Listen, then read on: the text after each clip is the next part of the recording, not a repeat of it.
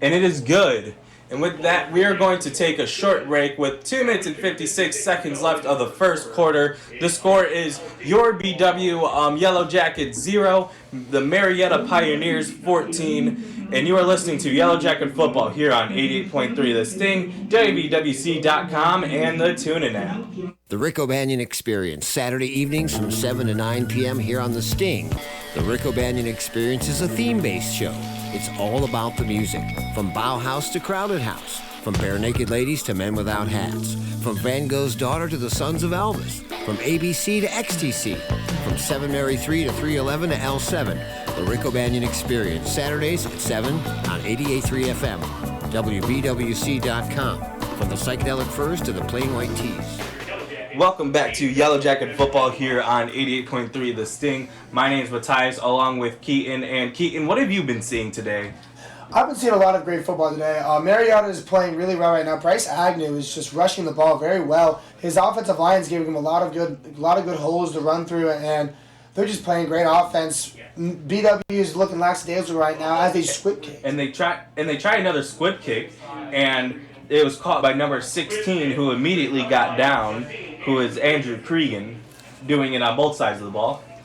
And that's a smart play by Cregan right there. Instead of trying to take it up for more yards and having to fight through many defenders, why not just take it where you are right now and get good yards? And now here is the BW offense. Last time they had Keegan Armitage. Earlier in the first quarter they had Keegan Armitage at quarterback, but now they're having Reese Walmer after Armitage had a lost fumble and then an interception. Now they are working on probably their best field position all day on their own 38-yard line. They haven't even crossed the 40 yet. Reese Walmer has 3 receivers to the right, 1 to the left. John Murray Jr. in the backfield. Reese Walmer fake hands it off, takes it himself, and he died. He looks like he was going to get tackled. Then he dives for an extra 5 yards. A good 14, 15-yard gain. Reese Walmer is coming out right now with some grit and some heart. This kid wants to play football, and I love the way he's playing right now. Let's see if he can continue it. Now here's Reese Walmer. For the first time, BW is on Marietta's side of the field on their 49-yard line. Here's Reese Walmer. 2 receivers to the left, 1 to the right. John Murray Jr. in the backfield. The receiver goes in motion, and he fake hands off to the receiver, and he takes it off. He takes it himself again. Another good around 5-yard gain if they give him forward progress. Reese Walmer is just charging this offense by himself right now. And he is. He's giving this offense the mojo it needs right now to produce. And BW really starting to pick up into more of these play-action fake handoffs. And I like what they're doing right now. It's working. And now there's less than 2 minutes left of the quarter. 2nd down and 5. Reese Walmer is charging this offense right now. 3 receivers to the right, 1 to the left. John Murray Jr. in the backfield. And now one of the receivers motions to the tight end position. And Walmer hands it off to John Murray Jr. And John Murray Jr., they were not fooled. They did not think Reese Walmer were going to run the ball. And with forward progress, he just barely got to the line of scrimmage. John Murray was met with about 5 Marietta people as soon as he touched that football. Just running the football 3 plays in a row is just not really what you want to do. You want to try and switch it up, maybe get a passing play in there, maybe a little bubble screen, who knows, just something different. And now it is 3rd down and 4 with Reese Walmer at quarterback. Now it is 2 receivers to the right, none to the left. They're in a bunch left formation with the line. Now they're in bunch right when I said something. Now here's John Murray Jr. along with them. Reese Walmer rolls right, throws right, and Darius Stokes had the ball bounced off his helmet, tipped by Tay Pryor, and it was caught by another Marietta player, number 23, which is Kyler Folkert. Which is completely unfortunate because if you're Reese Walmer, that's not even your fault. That's not your fault. I think he faked out his own receiver right there. Darius Stokes did not think Reese Walmer was going to throw that ball, and he did, and it bounced right through his hands, right off his helmet. And Kyler Folkert able to make a great dive for a catch right there. What a play. Yeah, and Reese Walmer, Darius Stokes is usually the safety valve on this team, so there's something in the waters here in BW right now, and it looks like there might be an upset. Now here's Marietta's offense. They fake handoff and throw it to number 13, which that is Austin Veach. And Marietta continuing to run this play action offense and these fake handoffs. If it's not broken, don't fix it. As it's working for Marietta, they're up 14. Let's see if they continue. And that was an 8-yard gain. Now it is 2nd down and 2.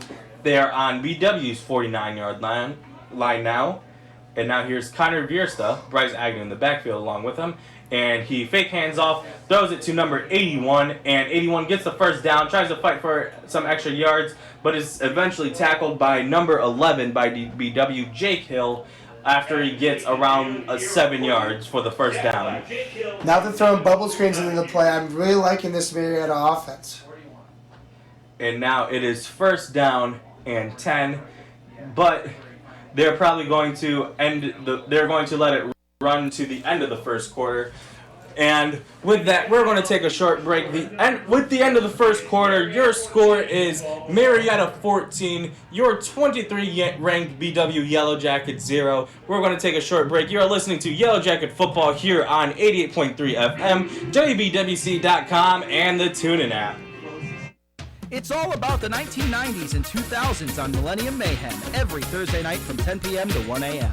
Join yours truly, Andrew Hody, for some of the best music from 1990 to 2009, spanning all genres from rock, pop, hip-hop, and so much more. The Mayhem also has a different theme each week, so the variety never ends. Make sure to tune in to Millennium Mayhem every Thursday night from 10 p.m. to 1 a.m. on 88.3 FM The Sting, WBWC.com, and WBWC on the TuneIn app.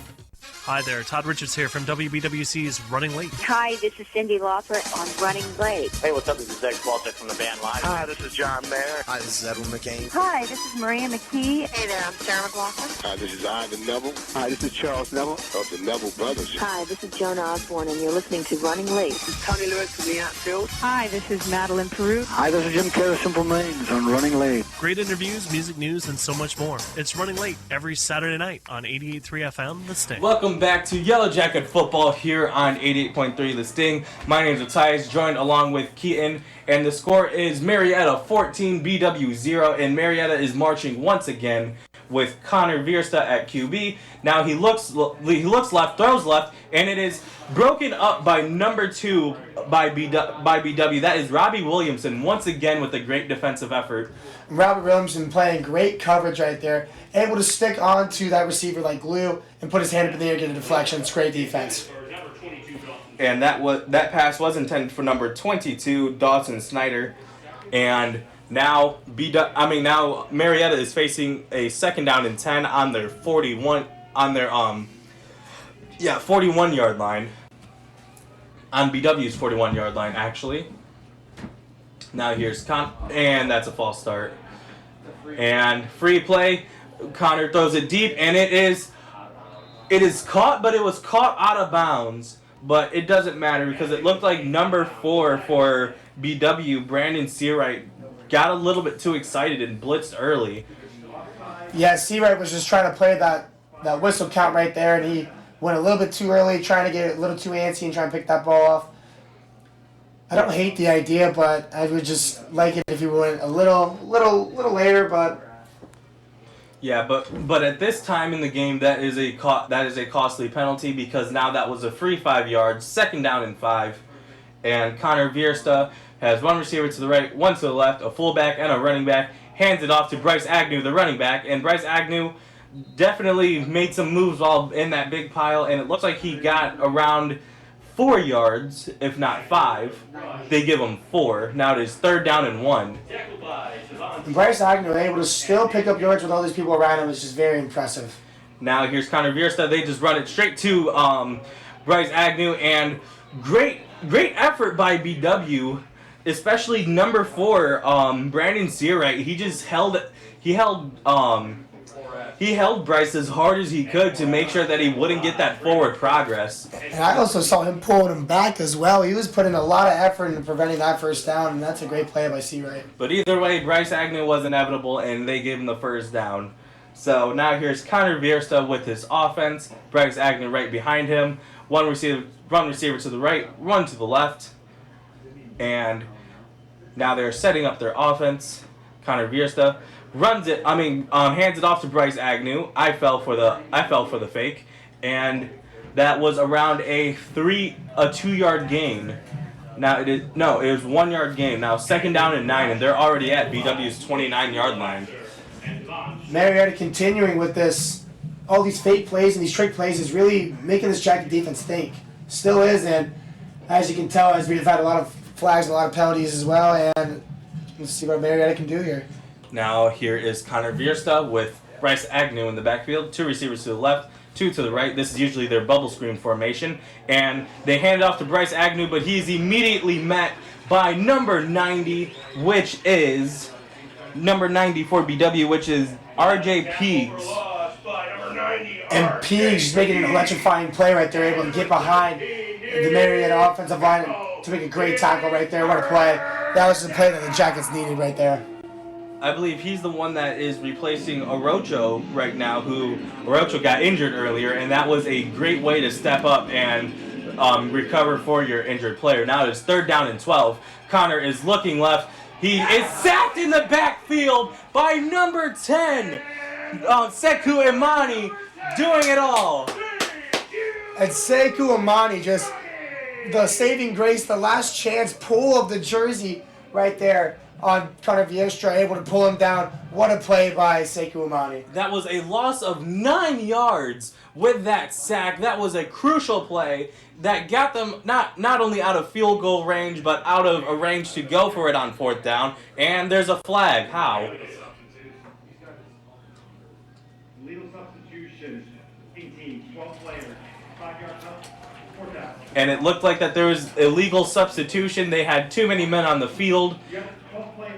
And now it's 4th down and 24. So if they thought of fake punting on 4th and 19, they're definitely not on 4th and 24. No, not at all. And they really are just going to punt this ball away. Let's see what Ian Mitchell can do back here on this return.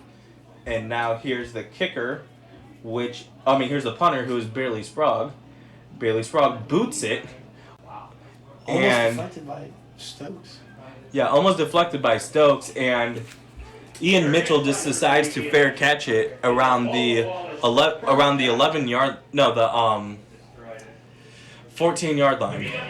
That was definitely a smart play right there by Ian Mitchell, as he was met with at least 5 guys in his face before he caught that ball. Yeah, they actually give him the extra yard. No, they give him the 14. Now BW is working with their now Reese Walmer led offense, and now there's 2 receivers to the right, 2 to the left, and here's John Murray Jr. in the backfield along with him, and now 1 motions to the right, Andrew Cregan. Now here's Reese Walmer, snaps the ball. He immediately hands it off to John Murray Jr. John Murray Jr. 1 left, breaks through 1 tackle, breaks through another tackle. He is not being taken down, but he is eventually pushed out of bounds around the 32-yard line. Great extra effort by John Murray Jr.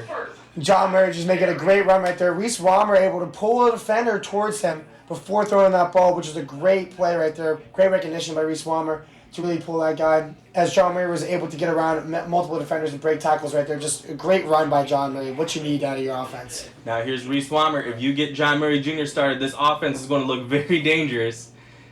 Now here's Reese Walmer. Hands it off to John Murray Jr. once again. He finds a hole, and then he's immediately met by 3, 4, 5, the entire team, but he still doesn't go down. But so they stop him. They stop him from forward progress. But John Murray Jr., these last 2 plays, they run it straight to him, and he just refuses to go down. Now it's 2nd down and 6. John Murray Jr. is not going down without a fight. He really wants to win this football game, and as he's showing it right now, rushing his heart out. John Murray Jr. is the main reason why BW is one of the leading rushing teams in the not only the OAC but in the NCAA Division III. They are in the top 20 of that. And now here's Reese Walmer. He has 2 running backs with him, 2 receivers to the right, 1 to the left, and he hands off to John Murray Jr. No, he keeps it himself, and with the keep, he gets the 1st down. Great extra effort by Reese Walmer. Reese Walmer has been doing a really good job of, if he doesn't get a lot of, it looks like he doesn't get a lot of yards, he knows how to fall forward. And Reese, very smart with Reese Walmer as well. He's just always going to try to pick up those extra yards as much as he can. The underdog right now coming out, he's playing great. And now they are on BW's 44. They are just marching up the field right now. First down and 10 with 10 minutes and 10 seconds left of the half. Here's Reese Walmer. 3 receivers to the right, 1 to the left. He looks right, steps up, makes a defender miss, and falls forward for what was going to be a sack to now around a 2-yard gain. And Reese Walmer able to get out of the pocket right there as pressure comes to him. Great play, great recognition. Let's keep pushing. Yeah, if you're this offense, that's all you need. You need to keep pushing. You've been doing so good so far. Reese Walmer had a terrific drive last time, which ended up in an unfortunate turnover. All you need to do is just capitalize. Just put some points on the board. Continue to move the chains. You got to move the chains at all costs. And here is John Murray Jr. Stiff arms one defender down, tries to stiff arm another, and he gets the first down. John Murray Jr. is just eating right now. He is now at the 42-yard line with another first down. And feed the beast. Feed John Murray the football. He's going to give you those yards you want right now on offense. He's going to move those chains. Give the ball to John Murray Jr.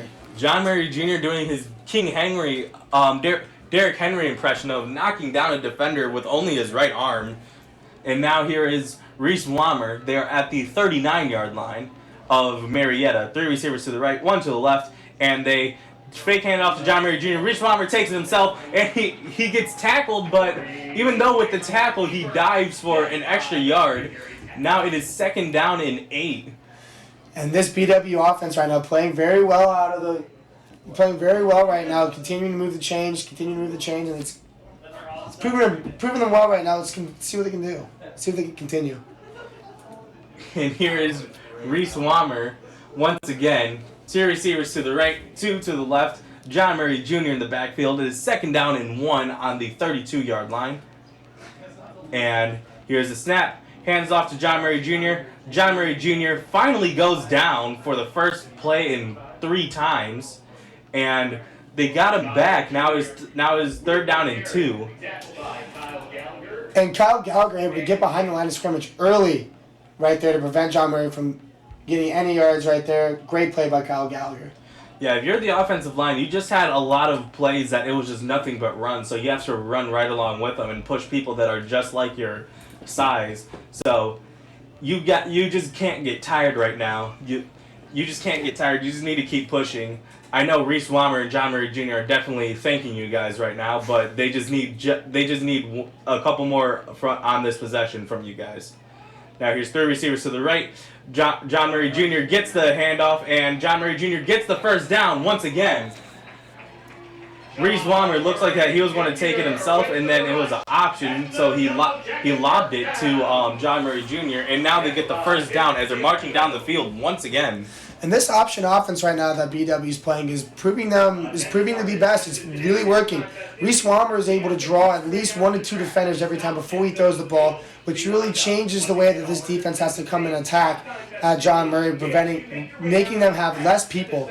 It's just great offense right now. Let's see if BW can continue to move the chains. Now here's Reese Walmer and John Murray Jr. They're in a jumbo formation, and it is 1st down and 10 around the 26-yard line. They play action, throw it to number 3, the first time they passed it this drive, and it is caught by Ian Mitchell, and Ian Mitchell gets around 3 yards on the short pass.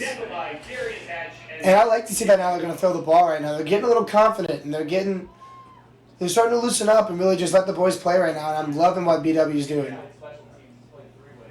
And now here is Reese Walmer. Ian Mitchell usually is just the kick returner and cornerback, but now he's just a jack of all trades. He plays it all. And this season he's played everything. He's been running back. He's been a receiver. He's also a kick returner, punt returner. He's on special teams. He plays corner as well. This kid's all over the place. And here's Reese Walmer. He looked like he was going to pass, but he runs it himself in an empty backfield, and I believe he gets a good 5 yards out of it. and they call it 3rd down and 2. Yes, a good 6 yards from that run, and now it's 3rd down and 2 on their own 20-yard line. Reese Walmer able to drop back into the pocket to freeze up the corners to really think that he was going to throw that ball right there, and then just steps up and runs. I love the play right there by Reese Walmer. And BW calls a timeout, and we're gonna take a quick timeout along with them. You are listening to Yellowjacket Football here on 88.3 FM, WBWC.com, and the TuneIn app. Every Tuesday night, from 10 p.m. to 1 a.m., tune into For the Record and join hosts Zach and Anthony as they explore the powerful music of the 70s and 80s. Including segments such as Record Roulette and How Did They Die? For the Record, every Tuesday night from 10 p.m. to 1 a.m., exclusively on 88.3 The Sting, WBWC.com, and WBWC on the TuneIn app. Welcome back to Yellowjacket Football here on 88.3 The Sting. And even though the score is Marietta 14, BW 0, this BW offense is starting to turn into the Reese Walmer show. And this offense is coming back to life right now, all thanks to Reese Walmer, the underdog right now, really just fueling this team and fueling this offense. Now it's 3rd down and 4. 3 receivers to the right, 1 to the left, and they fake handoff to John Murray Jr. and Reese Walmer breaks 2 tackles, breaks a third, and he dives forward, and they call him short around the 2-yard line. Reese Walmer doing it all right now with around a 20-yard gain just by himself, and now BW is at the 1-yard line getting ready to score. They take a really quick offense, and they hand off to John Murray Jr. John Murray Jr. is in the big pile. Are they going to give him the forward progress? Flag on the field. And there's a flag on the field. And I love that previous play by Reese Walmer, throwing a fake handoff as the defense was so used to him just passing it over to John Murray. He ends up just taking it all and almost gets the touchdown right there. Reese Walmer is putting the life back into this Jackets offense. Yeah, that was around a 15-yard gain just by himself. They all fell for the John Murray Jr. fake because John Murray Jr. woke up this quarter. And it's a legal shift on offense. That is quite unfortunate. That is now going to pin them at the... Well, not pin them. It's now going to put them at the 6-yard line instead of the 1. But in hindsight, that does give you that 1st down back. So now it is 1st down and 6 instead of 2nd down and 2. And you just hate to see a flag right there on such a great play by Reese Walmer, able to get you guys up there on the 1-yard line, and then you having to drop back 5 yards. Really is draining of the energy, but it looks like this Jacket offense is going to keep at it on the gas pedal. Now here's Reese Walmer, 1 receiver to the right, 1 to the left, hands it off to John Murray Jr. John Murray Jr. tries to fight for extra yards, and he falls backwards once again. I believe they're going to give him nothing. 2nd down. They're going to give him a yard. 2nd down with 5 yards left to the goal line. And this Marietta D-line is able to just hold up all the run right now, allowing the Jackets not to rush at all. And now here's Reese Walmer once again.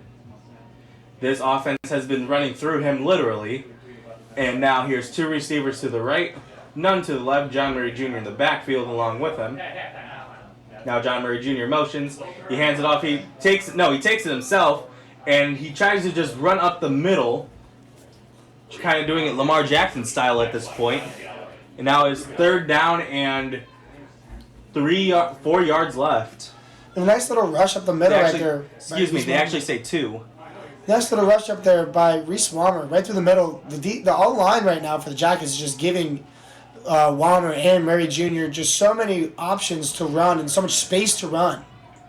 And now here's Reese Walmer, 3rd down with 2 yards left to the goal line. This is a very crucial possession for the Jackets, and they hand it off to John Murray Jr. John Murray Jr. looks like he's in, and they say he's short.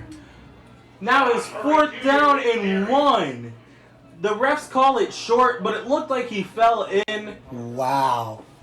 This Marietta defensive line has been staunch, and that play just describes it all. But coach just says, "Get back out there. We're doing it again." Let's see who's the stronger. And John Murray Jr. gets the ball, and he falls in. Touchdown, Baldwin Wallace. What a great play by BW. That fourth down was just, look, we are going to score, and there's nothing you're going to do about it. And John Murray Jr. being the workhorse, and Reese Walmer being the come-from-behind player. Now they have the score. The score is 6-14 with the extra point by Dean Saris. And that was just a great drive right there by the Jacket offense. Exactly what you need coming out of the second quarter and before going into halftime. Now here's Dean Saris with the extra kick.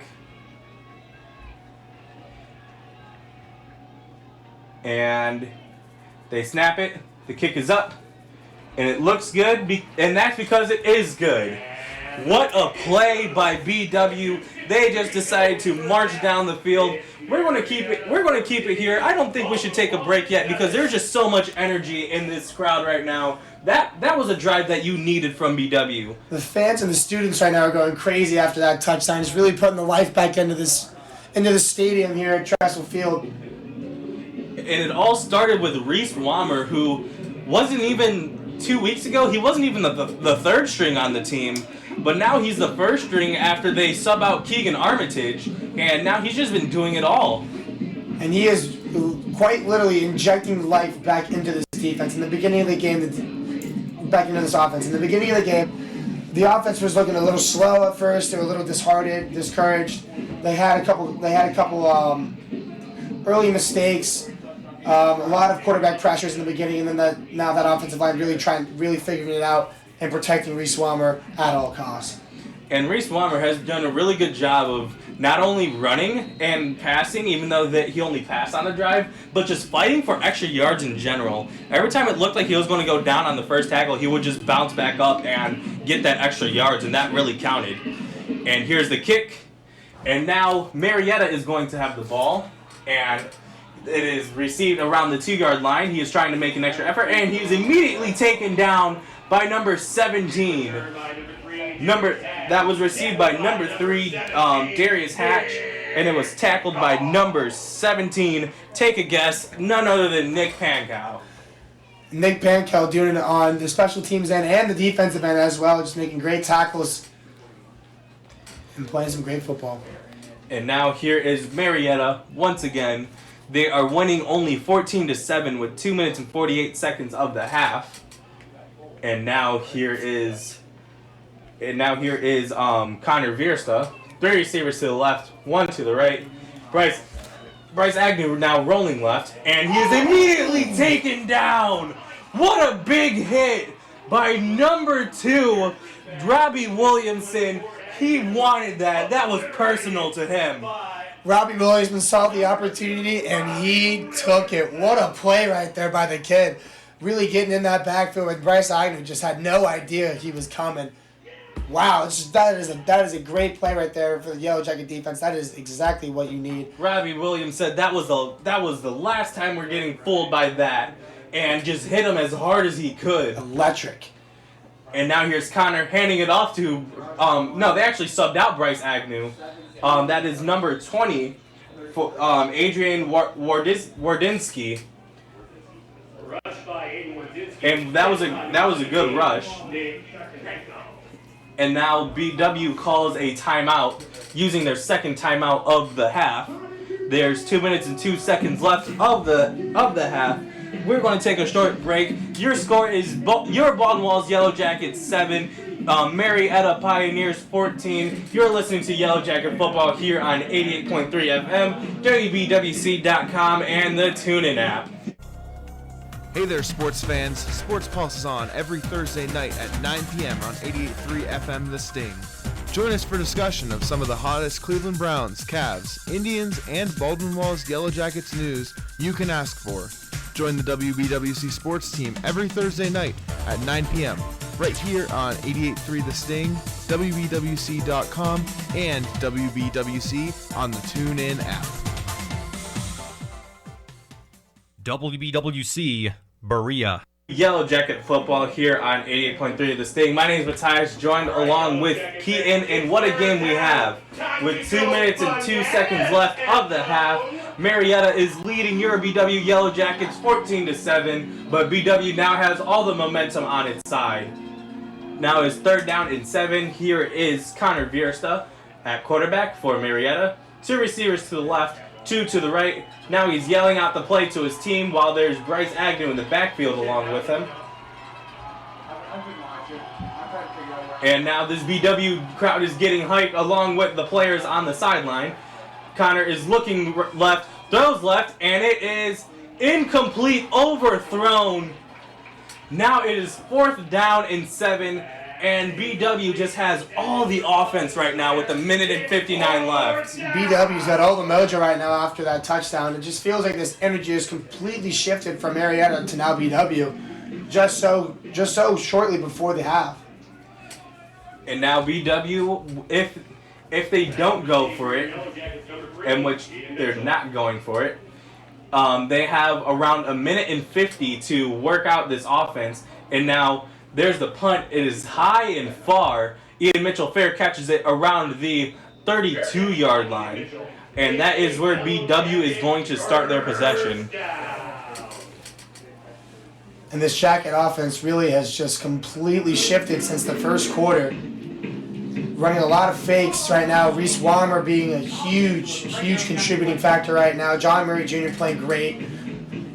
And not only that, I believe that was BW's first time forcing Marietta to do a 3 and out in this game so far, which there's only 1:53 left of the first half, so not too much in the not too good so far, but with that, it is already a good sign for BW.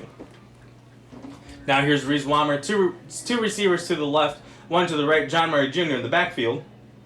And he fake hands off to John Murray Jr. He steps up, he runs, he has running room, and now he has great blocking. Now he's at the 50, now he's at the 40, and now he's at the 30. Great effort, he's pushed out of bounds. Reese Walmer doing it all right now. And Reese Walmer, wow. Able to keep his eyes up, looking for players as they go deep, and he just saw a little hole right there, an opportunity, he took it. Rushed for about 20 yards right there. What a rush by Reese Walmer. This guy is playing out of his mind right now. That was around a 50-yard rush. They started at their own 30, and they ended up at Marietta's 30. Sheesh. And now here is Reese Walmer once again. He looks right, throws right, and the ball is caught, and it is a good short pass. Caught by number 5 for BW. That is Jake Novak. And now this BW offense is firing on all cylinders. The crowd is getting hyped. And Marietta looks like they have no answer right now. Reese Walmer is able to run the ball well. And now he's showing he can throw the ball as well.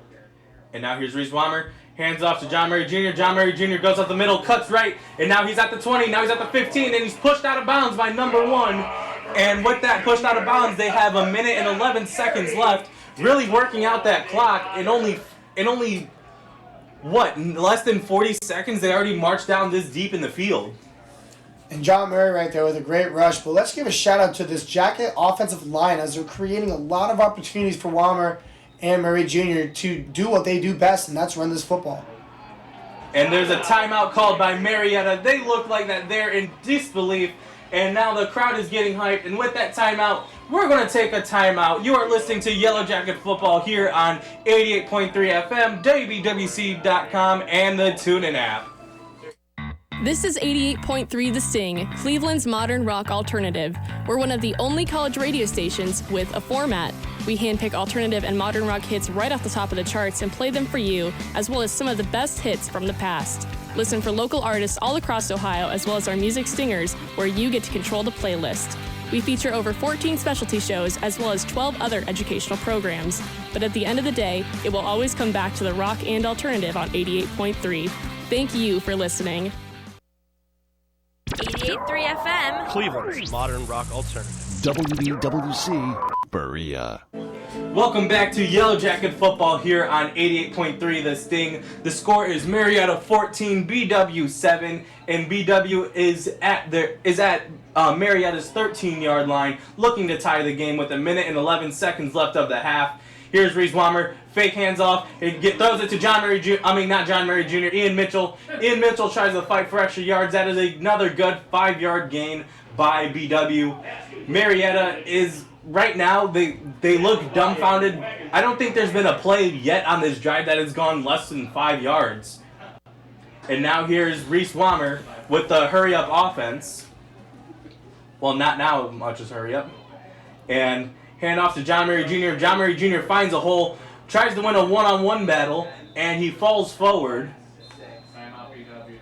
And now BW is taking a timeout with 33 seconds left. It is 3rd down and 3, and they're on the 6-yard line.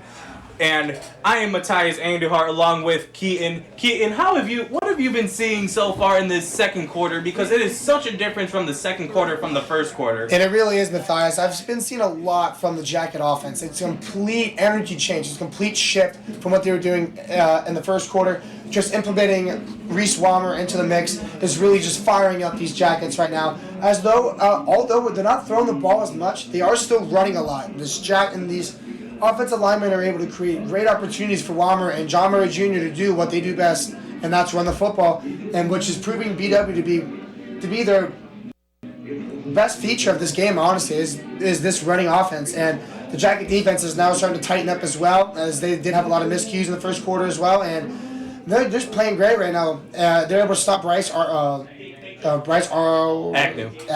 They're able to stop Bryce Agnew now, as Agnew was a huge contributor in the first quarter, as well as Bobby Cashaw. They're not throwing the ball much anymore now. So, and now here is Reese Walmer, and you're right about everything you said. That this offense has just turned up. Now Reese Walmer tries to fake it, he keeps it to himself, and he falls forward, and they're going to give him 1 yard left, and it looks like It looks like there's a injury on the play right now, and he is not moving. Reese Walmer was stopped at the 1 yard line, but there is a Marietta player that is not moving at all. We're going to take a timeout. Hopefully he's going to be okay. You are listening to BW Football here on 88.3 The Sting, WBWC.com, and the TuneIn app. For over 25 years, WAMC's Joe Donahue has been bringing you interviews with authors spanning from Maya Angelou to Stephen King to David Sedaris on WBWC. Tune into The Book Show, where you can listen to how the authors became inspired, what else they do in their lives, and what they may be working on now. You don't have to be a bookworm to tune into The Book Show every Sunday morning at 3 a.m. right here on 88.3 The Sting. We need it. Every week on 88.3 The Sting, tune in for Big Picture Science. Hosts Molly Bentley and Seth Shostak engage the public with modern science research through smart and humorous storytelling. Big Picture Science does more than interview top scientists and technology innovators. Themed episodes connect those latest research ideas to identify emerging trends and why they matter. New episodes of Big Picture Science air Saturdays at 9 a.m. right here on 88.3 The Sting. From Prozac to Evil Men, the best of our knowledge brings you great insight using comedy to help answer the questions you wouldn't think to ask in your lifetime. The show will cover just about any theme and digs into the world and ideas that fuel the engine with interviews, debates, and conversations each week on WBWC. The show is both entertaining and educational, and you can tune into the best of our knowledge every Sunday morning at 3:30 here on 88.3 The Sting and the TuneIn app. Welcome back to Yellowjacket Football here on 88.3 The Sting. My name is Matthias, along with Keaton, and what you have missed so far is that Reese Walmer was trying to run for a touchdown. He was stopped around the 1 yard line, and the defender that was trying to take him down, I was not able to see his number. He took a hard hit by Reese Walmer, and he has not been moving ever since. They are calling the ambulance right now, and they're getting the stretcher for him. Hopefully he's going to be okay. But while the ambulance is setting him up to get him carted off, we are going to take another short break. You are listening to Yellowjacket Football here on 88.3 The Sting, WBWC.com, and the TuneIn app. Whether it's the environment, health, our children, politics, or the arts, there's a woman's perspective, and 51% is a show dedicated to that viewpoint. In America, women make up more than half the population. Worldwide, women are expected to outnumber men within the next 50 years. and every issue we face is one that affects us all. 51% airs Friday morning at 9 a.m. and Sunday at 6 a.m. here on 88.3 The Sting. In Black America is a long-running program dedicated to all facets of the African American experience. Each week, host John L. Hanson Jr. interviews a variety of current and historical figures who make an impact on life in Black America. Stories from civil rights leaders, artists, and everything in between provide listeners with a unique perspective on the experiences African Americans face in their lifetime. New episodes of In Black America airs every Friday at 9:30 a.m. and Sundays at 6:30 a.m. here on 88.3 FM, The Sting. Every week on 88.3 The Sting, tune in to hear Footlight Parade, Sounds of the American Musical. Join host Bill Rudman as he discusses the rich history of American musical artists, writers, and shows. Footlight Parade showcases the best of Broadway and Hollywood with songs from the turn of the 20th century to today. With a new theme each week, you'll hear everything from classic operas to modern show tunes. New episodes of Footlight Parade air Sundays at 10 a.m. and Wednesdays at 9 a.m. here on 88.3 The Sting. Escape the buzz of the city and take a trip to the countryside with Dream Farm Radio. My name is Julie Lavender, and each week I host accomplished independent musicians to encourage their dreams as they perform their music and talk about what inspires them. The show features original, fresh synergies, breaking down the barriers between musical genres to explore a broad spectrum of jazz sounds. Dream Farm Radio airs every Sunday at 11 a.m. right here on 88.3 The Sting. Welcome back to Yellowjacket Football here on 88.3 The Sting. My name is Matthias, joined along with Keaton, and the score right now is 14 Marietta, 7 BW, and with only 29 seconds left, what you missed was Reese Walmer trying to make an extra effort for the touchdown play, and a Marietta defender ran into him, and now the defender has been down for the past 5 minutes? Minutes or so. He's motionless. He hasn't moved at all. They're trying to put him onto the stretcher right now, and this is just what you hate to see in football, is the injury portion. Yeah, they're trying to pick him up right now and put him on the stretcher. They have an ambulance here, and hopefully he is going to be okay, and we're going to take another break as they are trying to put him on the stretcher. You are listening to Yellowjacket Football here on 88.3 FM, WBWC.com, and the TuneIn app. I think he's talking to them right now. He might be awake. I think he's saying stuff or something. For 30 years, the Bop Stop has served as Northeast Ohio's home for live performances of some of the best in jazz. Hi, I'm Bop Stop Director Gabe Pollock. Join me weekly as we tap into this rich history and bring you some of the best live performances by local and national artists that have graced our stage. Tune in for Live at the Bop Stop every Saturday night at 10 on 88.3 FM The Sting, WBWC.com, and the TuneIn app. Monday nights at 10 p.m., join us for Trop Rock Music on the Radio. DK Dennis King will take you to the islands with a great mix of tropical island music from artists all over the country. Weekly call-in features and giveaways make for a fun 3 hours. Multi-nominated and winner of the 2014 Trop Rock Award for Radio Show of the Year and the Trop Rock Association Awards in Key West. Get away from it all, Mondays at 10 p.m. here on WBWC The Sting. Welcome back to Yellowjacket Football here on 88.3 The Sting. They were just able to put him on the stretcher, and now both teams are going over to him and checking if he's okay. This has been really great sportsmanship by both teams, even the fans. It has been dead silent for the past 7-8 minutes ever since that play has happened, and now they all just huddled up, said a quick prayer. Hopefully he is going to be okay. That is something that we just don't want to see in football. That's the one part of football we all hate to see, is just the injury portion. We love to watch these players play their hearts out and play their best football, but no one wants to see a player get injured, and just such an unfortunate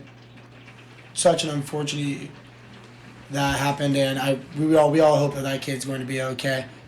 Yeah, what you have missed is that Reese Walmer was going for a dive into the end zone, and a Marietta defender took a knee to the helmet, or honestly his whole body Reese Walmer's whole body to the helmet while he was running, and he was just not he was just not moving, and I believe that he was at least starting to talk, but other than that he hasn't moved the entire time. They were just able to stretch him out, as they do have the ambulance showing up. But other than that, this has been a terrific game so far. This has been a very great football game. Both teams are firing on both cylinders. It's a very offensive heavily game. A lot of run heaviness here for both sides, but defenses are both playing very well, and Jackets looking to score here with this short time opportunity. And now as we get back, there's 1:27 seconds left. It is first down and 2. Reese Walmer has the ball. He tries to take it off himself, and he falls forward, but I don't think he gets it. He was tackled by number 10. Now there's 12 seconds left. Second down and 1. Now there's 10 seconds left. They have to hurry up and snap it before halftime. 6 seconds. And now Reese Walmer looks to throw. He throws right. And Darius Stokes with the catch. He catches it in the back right of the end zone. Wow. It looked like he had no chance. And with that, there was 0 seconds left of the half. And we are going to go into halftime with the tie game after this extra kick. What a play by Darius Stokes, and what a pass by Reese Walmer. Everyone was expecting run, but Darius Stokes catches that amazing ball. Wow, what a ball by Reese Walmer, able to put it right into the corner for Stokes to catch that right over the shoulder with a guy on him too. What a great catch by Stokes as well. I didn't think anyone thought that they didn't throw the ball right there, Matthias. Yeah, that has just been insane. And now Dean Sayers with the extra point kick. It is good. And with that is triple zeros. We are going into halftime with the score BW 14, Marietta 14. Stick around for the halftime show. You are listening to Yellowjacket Football here on 88.3 The Sting, WBWC.com, and the TuneIn app. Catch your favorite songs every Friday at 5 p.m. on the Top 5 at 5. Join Maddie, Ryan, and the rest of the top crew as they count down your top 5 most requested songs of the week, and we have some fun along the way. Call 440-826-STING to request your favorite song all week long, then tune in to Friday at 5 p.m. to hear if it made the countdown. Don't miss out on the Top 5 at 5, Fridays at 5 p.m., only on 88.3 FM, WBWC.com, and the TuneIn app. Heavy metal's too well behaved nowadays. It needs more bad behavior. Hello, everybody. This is Charlie from Antark. This is Bruce Dickens in here from Iron Maiden. Hey, what do you say, boys and girls? Bobby Blitz from Overkill. Hi, this is Glenn Tipton from Judas Priest. Hey, what's up? This is Sean from Cage. Hey, everybody. This is Pete from Iron Savior. Hello there. This is Andy Darris from Halloween. Hey, this is Hansi from Blind Guardian. Endorsed by the artist played The Metal Command every Friday night, 10 p.m. to midnight on 88.3 WBWC.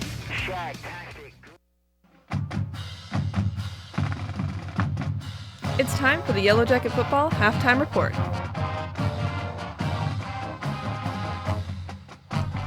Welcome to the halftime show here on 88.3 FM The Sting. Jake Malincic joining you from in studio here at WBWC. A big-time play at the end of that half, leading to the 14-14 tie. Darius Stokes catching Reese Walmer's pass in the back of the end zone to bring the score to 14-all. As we head to halftime, they were 23rd ranked Yellowjackets down 14-0 earlier in that contest and were just flat on offense for a lot of it, but turned it around and were able to change their fortunes and have now turned this into a tie ball game and a fun ball game over at George Finney Stadium. Matthias and Keaton doing a great job on the call. I'll have stats for you. I'll have scores from around the Ohio Athletic Conference, and then as usual, news, weather, Profile America, everything you're used to here on the Yellowjacket Halftime Show here on The Sting. We start with the stats for both teams. We'll start with the Yellowjackets. Keegan Armitage went 0 for 1 with an interception,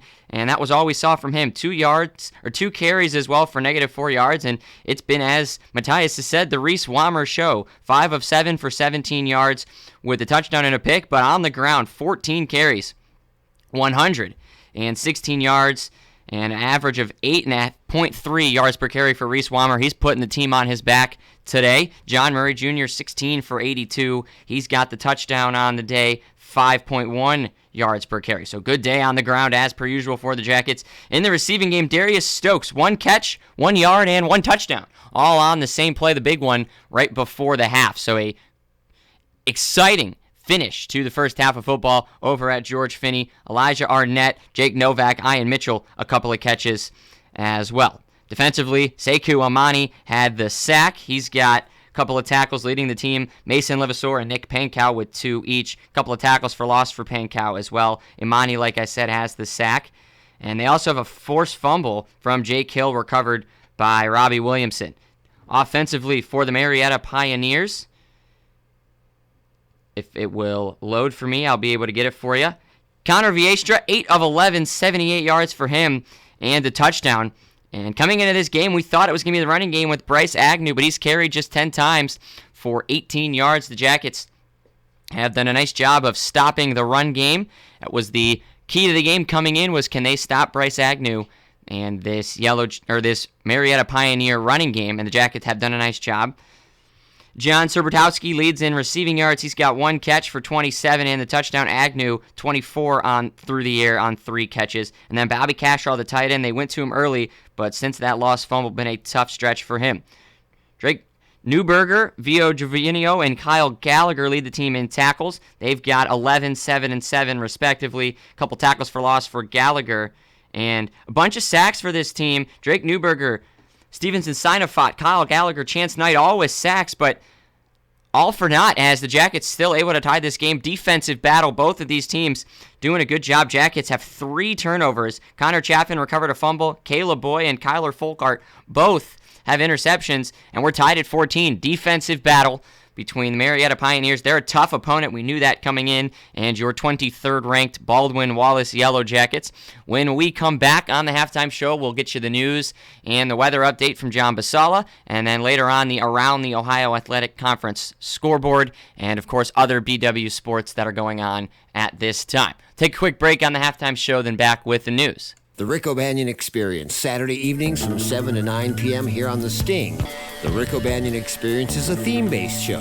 It's all about the music, from Bauhaus to Crowded House, from Bare Naked Ladies to Men Without Hats, from Van Gogh's Daughter to the Sons of Elvis, from ABC to XTC, from 7 Mary 3 to 311 to L7. The Rick O'Banion Experience, Saturdays at 7 on 88.3 FM, WBWC.com, from the Psychedelic Furs to the Plain White Tees. Profile America, Saturday, October 30th. A technological breakthrough in the waning months of the Hong Kong flu pandemic led to further developments that now allows working at home during the current crisis. The event occurred 52 years ago today, or yesterday, depending on your location. While Americans in the Eastern and Central time zones entered October 30, 1969, it was around 10:30 p.m. Pacific time on October 29 that the first connection was made on what would become the Internet. The first 2 computers linked were at UCLA and the Stanford Research Institute, part of a Defense Department program called ARPANET. Within a year, 10 sites were connected. Today, over 93% of American households have computers, and almost 88% have internet access at home. You can find more facts about America from the U.S. Census Bureau online at census.gov. It's all about the 1990s and 2000s on Millennium Mayhem every Thursday night from 10 p.m. to 1 a.m. Join yours truly, Andrew Hody, for some of the best music from 1990 to 2009, spanning all genres from rock, pop, hip-hop, and so much more. The Mayhem also has a different theme each week, so the variety never ends. Make sure to tune in to Millennium Mayhem every Thursday night from 10 p.m. to 1 a.m. on 88.3 FM The Sting, WBWC.com, and WBWC on the TuneIn app. Jake Malencic back with you here on the Yellowjacket halftime show. We go to the Around the OAC scoreboard as a couple of games going on right now. Marietta obviously in Baldwin Wallace. Your Jackets tied with the Pioneers at 14 at halftime. At halftime over in Zanesville, Heidelberg leading Muskingum 35-14. And then Otterbein and Capital just kicked off. Wilmington and John Carroll also just kicking off over in University Heights. And the battle for Columbus down in Capital this weekend is Otterbein and Capital. So keep an eye on that one. They have a rivalry out there. Obviously, two teams over in that Columbus area, Westerville and Columbus. Their big battle. And then over in Alliance, Ohio Northern taking on Mount Union. No scores to report in those other games yet. So just 2 scores to report: Heidelberg and Muskingum 35-14, and then our Jackets tied at 14. We move now to the around the campus portion of the show. We talk about the other sports going on at Baldwin Wallace today. Women's volleyball is in Marietta to take on the Pioneers as well. They lead that one 2-1 so far through 3 sets. We'll see what happens in the 4th. Obviously, it's 1-3 in volleyball. That's over at Fenton Court in Ban Johnson Arena. Men's cross country today finished 7th out of the 10 teams at the Ohio Athletic Conference Championship meet. So a tough finish for men's cross country, but good season for them. They wrap it up. They look towards their now indoor track and field season, as that's the next that's the next thing in line for all of them.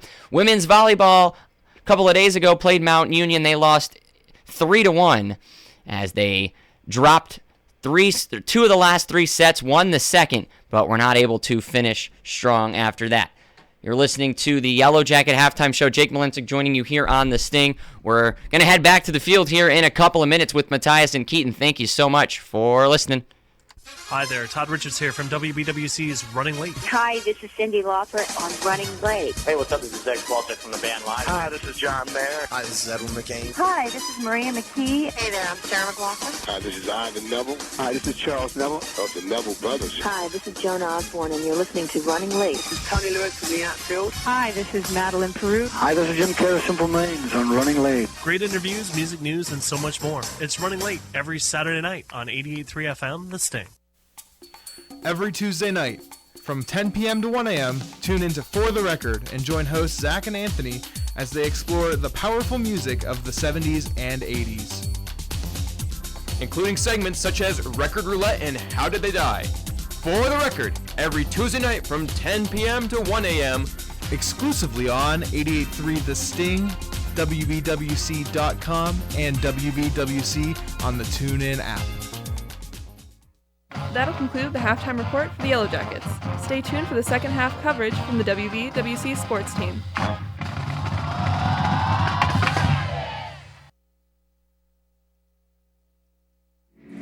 Welcome back to Yellowjacket football here on 88.3 The Sting. We are down here at Trestle Field with 39 seconds left of halftime before kickoff, and the score is your 23rd ranked BW Yellowjackets 14 and the Marietta Pioneers 14. Sorry, I'm used to BW blowing out teams at this point, so seeing a 14-14 game is something new to me at this point. I am Matthias Anderhart along with Keaton. Keaton, what have you been seeing this game right before we get into kickoff? I've been seeing a lot in this game. I've been seeing the Marietta's offense has slowly declined since the first quarter. And in the second quarter, they didn't really have that drive and that push they did in the first. And BW's offense just came out rifling, ready to go, fired up, and was just able to make great plays and bring themselves back into this game. And it was all because of none other than number 4 himself, Reese Walmer, coming into this game after Keegan Armitage was struggling in the beginning, and he really has just been playing lights out today. He's lighting it up. He's rushing the ball. He's throwing good passes. He's making good plays. The defenses on both sides have been playing pretty well today, but we should see how well they'll continue to play throughout this game. And just like you said, Keegan Armitage was out earlier. He was taken out earlier in the game as the kick is finally out. He was out earlier in the game because he turned the ball over and coach said, all right, that's enough. And they just stopped the ball. They stopped the play mid-play. So there's no penalty marker outside that I see. So just for a quick wrap up for at least for what I saw, Reese Walmer came from out of nowhere. He's usually the third string quarterback, but he became the second string and then replaced Keegan Armitage and immediately started turning off this offense. He showed heart. He started diving forward almost every time when he ran. And John Murray Jr. finally woke up and started putting up the usual numbers as he usually does. And now the referees are trying to decide what happened. Number 3 of the receipts, he signaled for a kick fair catch. The ball was caught by a whipping player at the 6-yard line. And the ball dead at the 6-yard line, first and 10. So what happened was one of the kick returners signaled for a fair catch, and then another kick returner caught it and tried to start running. So with that, the ball was dead where the kick returner caught it, which is the 6-yard line. Poor communication to start in the third quarter. Now here's Connor Diersta with his offense.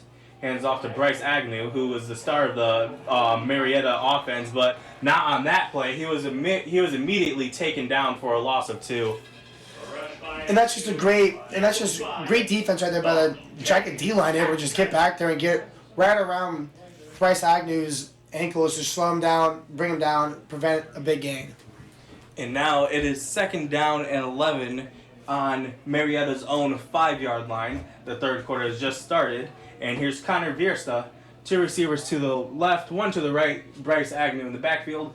1 receiver motions right, and now here's Bryce Agnew once again. He runs left. He has running room, and now he gets around the 9-yard gain, or maybe 10.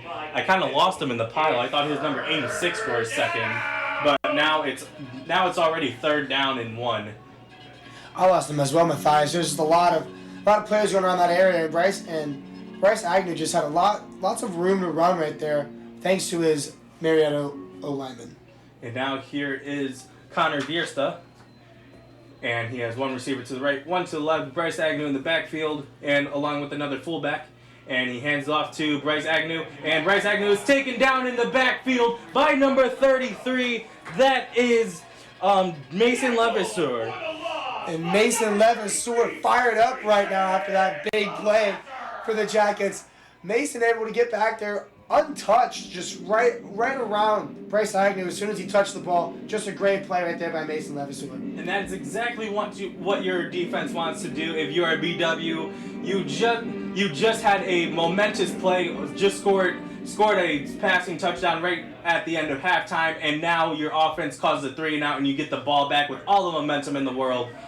And here's the kick, and the kick is down around the 43-yard line on Marietta's side. That's kind of a miscue, at least for what I think, because number 26 immediately caught it, but it looked like it was going to bounce. It was going to bounce the other way for extra yards, and if he didn't touch it, they would have put BW in a worse position. Yeah, and I agree with you, Matthias. That ball looked like it was going to continue to roll forward back into BW territory, and 26 is getting a little too antsy right there to just pick the ball right up. Number 26 is Boone Jones. Now here is Reese Walmer. 3 receivers to the left, 1 to the right. John Murray Jr. in the backfield. And he hands off to John Murray Jr. John Murray Jr. runs right, and now he's still running. I just couldn't see him. I thought that he was going to step out of bounds for one of the 3 times that he cut right, and he just stiff-armed one guy and just kept fighting for extra yards. And just like that, it's already a 11-yard gain on the very first play. John Murray Jr. doing what he does best, making some quick, hard moves to the outside, running in open space. And Darius Stokes, shout out to him with a great block on the outside to really let John Murray get out there. And here's John Murray. They hand it off to him again, and he is immediately taken down, but they might give him forward progress, which is around another 2-yard gain. I believe they're going to give him 2. Yep, now it's 2nd down and 8. They are already at Marietta's 28-yard line, and here is Reese Walmer. And just slow, easy pickups just throughout this entire drive is what you really need. You just want to keep progressing that ball forward and move them chains. Yeah, BW was actually leading the time of possession even when they were down a whole 9 minutes, and they fake it to John Murray Jr. John Murray Jr. got hit, and Reese Walmer being as elusive as he could, tried breaking through 1 tackle, but then 2 linemen just kind of held him there. He never went down, but it was never forward progress either. they actually lost a yard. Now it's 3rd down and 9. Yeah, the D linemen that were wrapped around Walmer were just holding him there, not letting him move and not letting him go.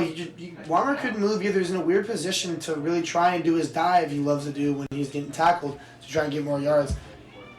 Yeah, that might be what you need to do to tackle him, because usually he does dive for those extra yards, and you don't want to give him those yards because they all count. Now here's Walmer. He rolls left, throws left, and he is caught by number 13. And number 13 gets tackled around the 12-yard line. BW is marching down the field once again with another first down for the first time. I mean, not for the first time, but now a first down with a pass through the air.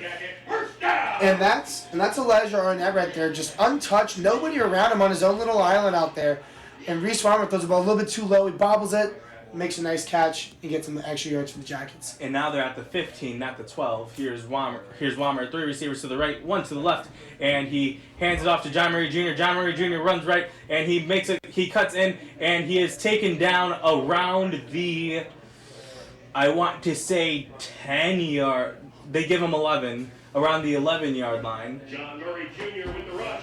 John Murray Jr. with the 5-yard gain on that play. Now it's 2nd down and 5 on the 10-yard line. They give him the 10. And John Murray just continuing to gain yards. This guy is always going to give you positive yards whenever he has the football in his hands.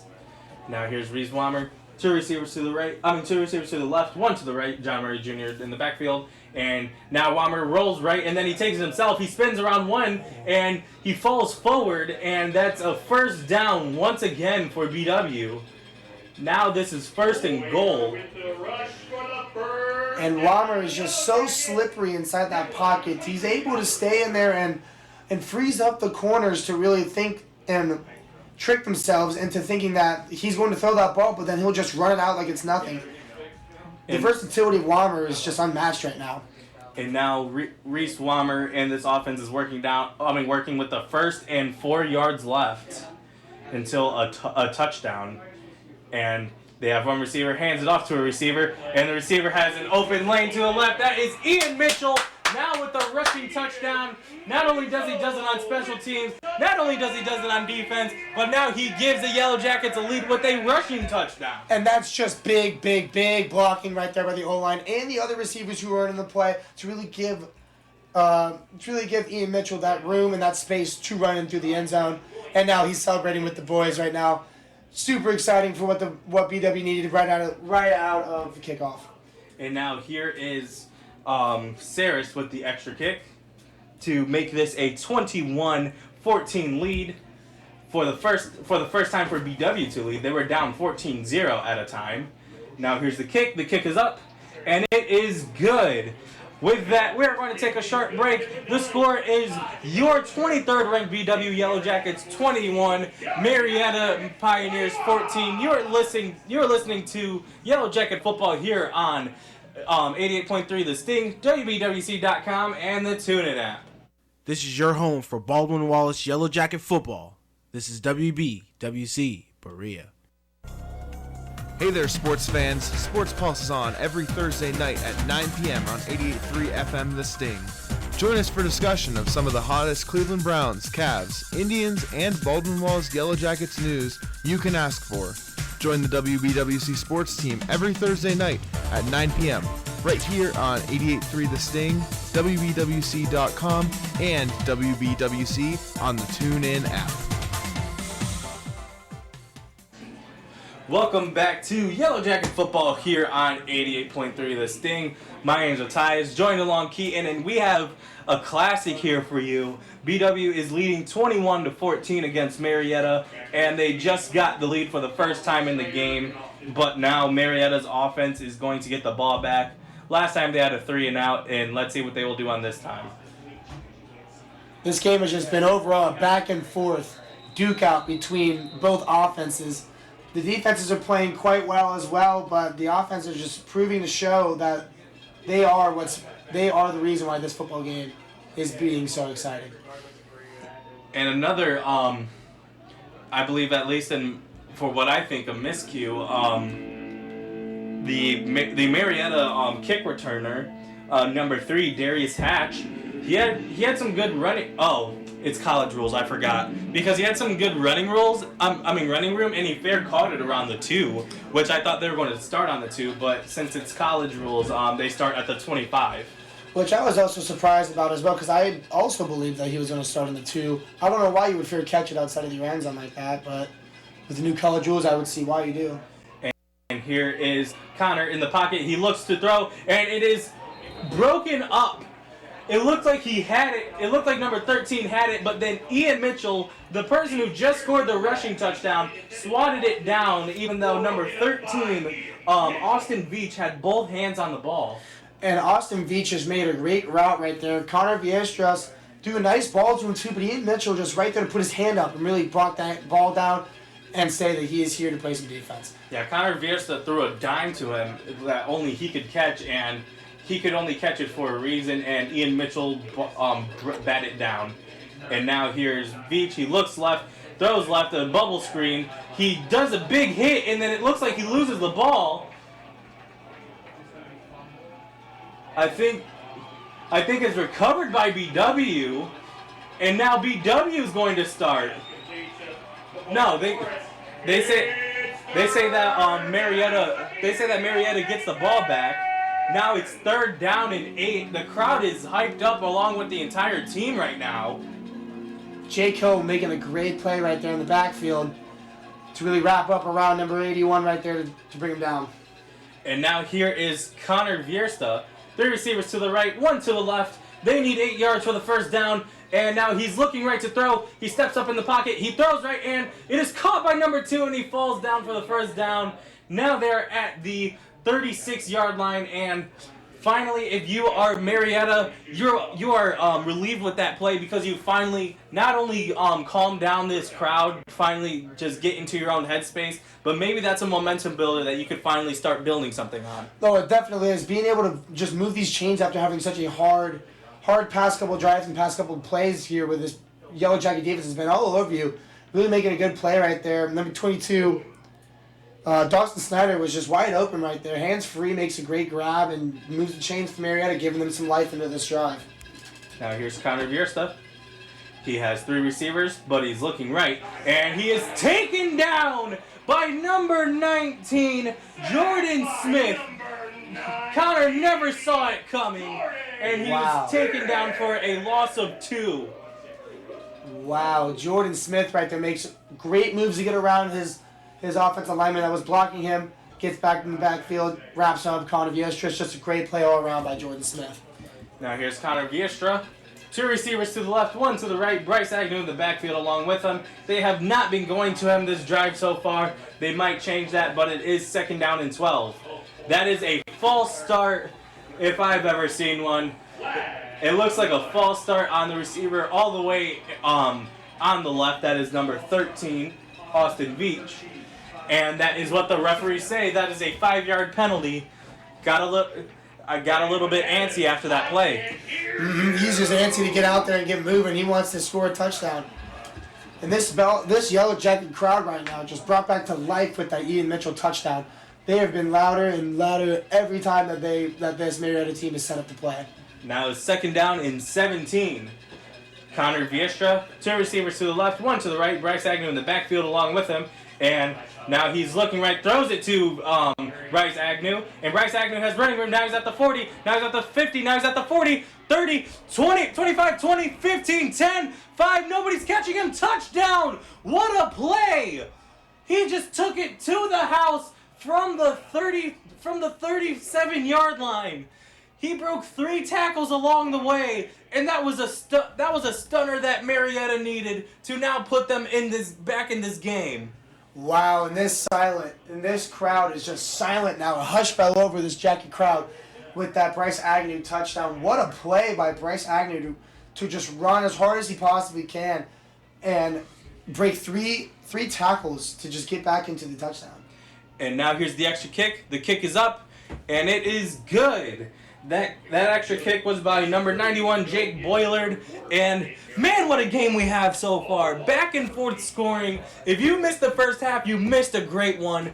And one thing about that Bryce Agnew touchdown, if Connor Viestra had just a bit of hesitation, he would have been taken down because he was taken down right after the play by Jordan Smith, hit him hard, but he was able to complete the pass, and then Bryce Agnew just did the rest. Bryce Agnew just staying back there just to be an extra little outlet pass for Connor Viestra as he tried to look deep. It's a very nice play by Bryce Agnew. He had nobody around him, and there was just great blocking as well for him up there as he was making his moves to go to the end zone. All around, just a great play right there by Marietta offense. And with that BW, if you're the BW defense, you got to be just a little bit deflated, but you got to look at the plays before that. You guys had him pinned. You guys had him where you wanted it. It was third down, and then Bryce Agnew, they didn't go to him that entire drive. He came almost literally out of nowhere. They did not give him the ball ever since he got that big hit the last drive. But now you just got to make sure you watch every man, and he was open in the flat, and then he just ran straight up.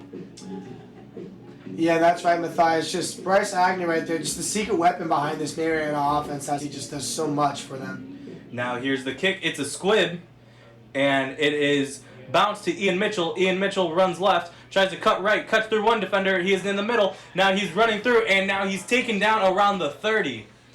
A good 5-yard gain than what BW would usually start. Yeah, and Ian Mitchell making a couple great hard moves right there, breaking a couple tackles to really give Baldwin Wallace a better position, and he does with a 5 yards better than what they would have been before. And with 6 minutes and 32 seconds left of this quarter, it looks like that this game may go down to the wire. Marietta this season is only 3-4, while BW is ranked in 6-1. So this might be an upset if Marietta might be pulling this through, but we're not talking about that right now because Reese Walmer right now at quarterback, he has 2 receivers to his right, fake hands off, passes it short to number 16, and now he makes an extra move and he gets the first down. That was Andrew Cregan with that catch, the tight end. And this play action pass on both sides, on both offenses, is not going away. This play action is here to stay, as both offenses are now really utilizing it, and it's proving to be worthy, as it's just really elevated both of their games. And Reese usually Marietta's the one to do play action, but now BW's implementing it to their playbook because they've established the run with not only John Murray Jr. but Reese Walmer. Reese Walmer hands it off to John Murray Jr. and he bounces off of one tackle, tries to roll out, bounces off a defender, and now Reese Walmer makes a block, and then John Murray Jr. fights for extra yards. Great effort by John Murray Jr., just refusing to go down no matter how many men he hit. That's a great run by John Murray Jr. He runs this football, when he gets this football in his hands, he runs hard. He does not want to be brought down. He is trying to get as many yards as possible. And Reese Walmer right there, really hustling to make a block to keep that play alive and provide John Murray with a little outlet to gain even more yards. And that was a 6-yard gain. Now they're at their own 46-yard. Here's Reese Walmer, 2 to the left, 2 to the right, and now he rolls left, keeps it himself, and he falls forward, and he is just short of the 50-yard line. I believe they're going to give him the 49, in which they do. Now it is 3rd down and 1. With this score being 21-21, I definitely did not expect this to be a close game. I thought that BW was going to march in and steamroll, but we have a fight, but at least we do have a fight from both teams, and it's not a blowout either way. Now here's Reese Walmer, 3rd down and 1, hands off to old reliable John Murray Jr. John Murray Jr. falls forward for the first down, and they give him 2 yards. John Murray Jr. with the Yellowjacket. Old reliable, proven to become worthy as always, John Murray Jr. When in doubt, give him the football. And now BW is at the 48-yard line of Marietta. Only 48 yards left to score. And they hand it off to John Murray Jr. John Murray Jr. gets hit immediately, and he gets about a yard or 2 on that play. John Murray Jr. being one of the strongest running backs in OAC.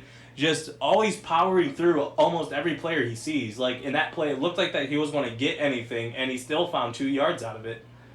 Yeah, John Murray Jr. loves to run with aggression, and he loves to throw that stiff arm around.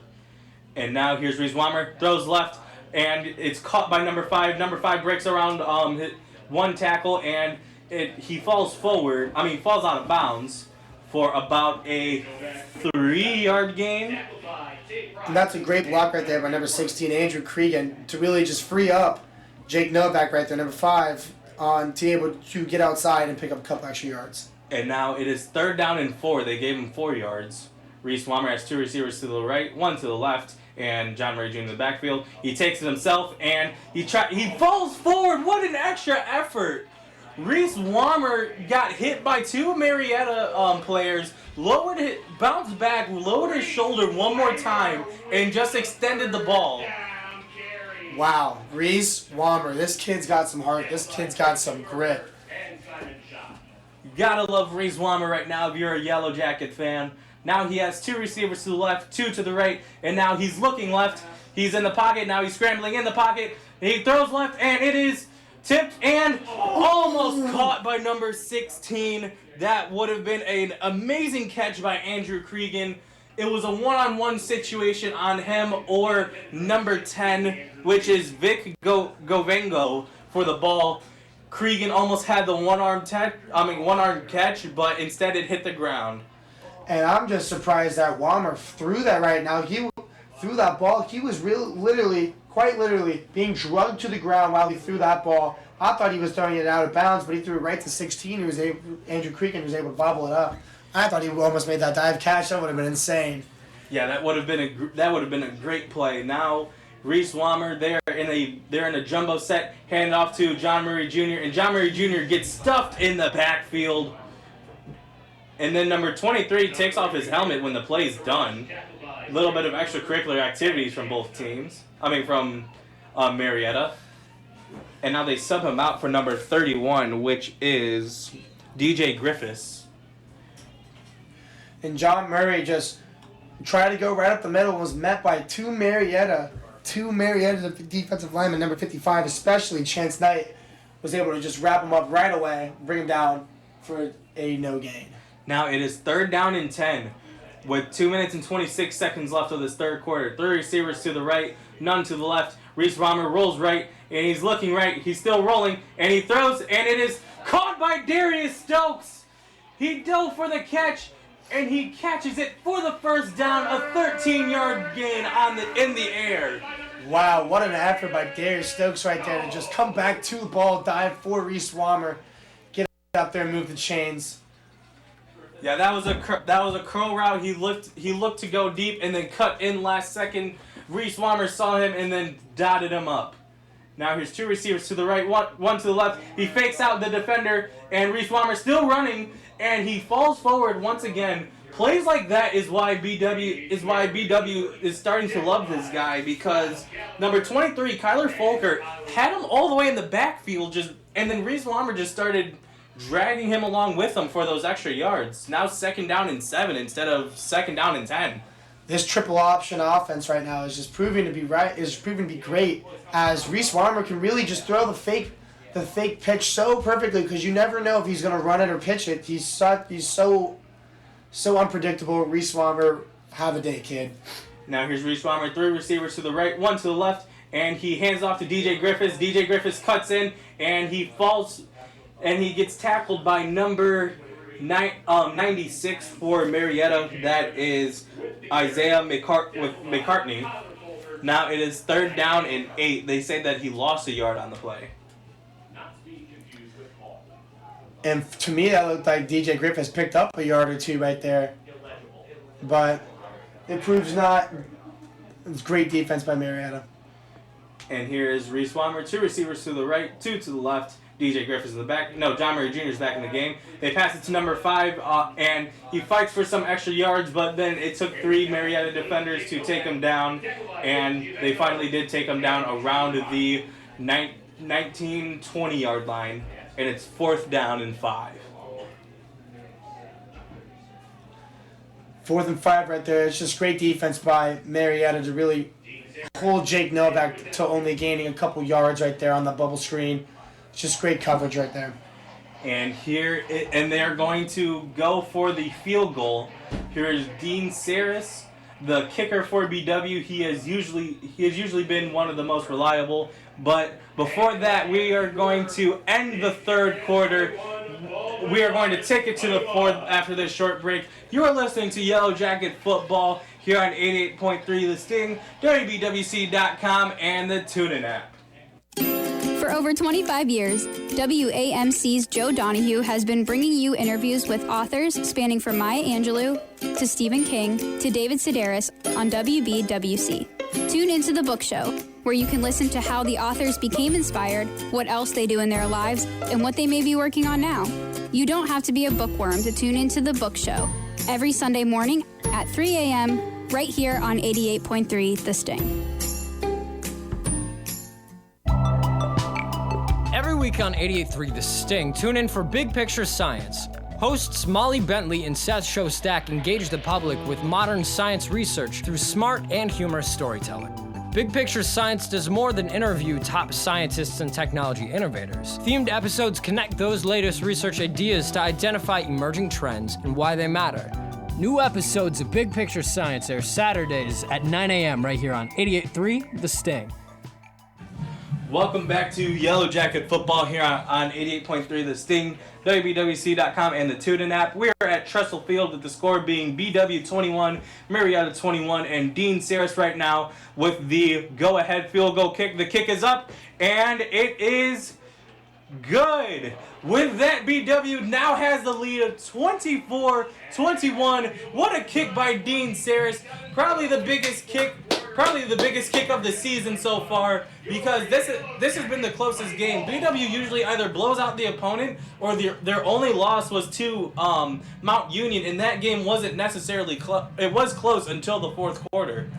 Yeah, BW played very well that game. In the first 3 quarters, they were playing well on defense. The offense was moving around, but just at the end, Marietta's depth really proved to be dominant over BW, as they did run away with the game in the fourth quarter. That was the Mount Union game, not the Marietta. This is the Marietta.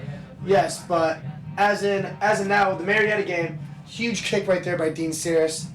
Probably one of the biggest kicks, as you said, all year against this an absolute brawl that we're having, a back and forth.